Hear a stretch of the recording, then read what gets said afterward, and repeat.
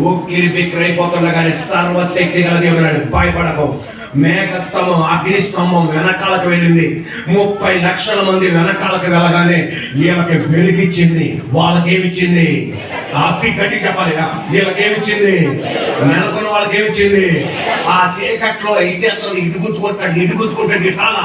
వీళ్ళు ఎర్ర సముద్రం దాటే వాళ్ళకి ఎవరు రాలా. శత్రువుకి కనపడకుండా చీకటి చేసింది. నసరుని యేసు నామములో నిన్ను ముంచాలని చూస్తున్నా, నిన్ను ముందుకెళ్ళకుండా చేస్తున్నా ఏ సైన్ వైపు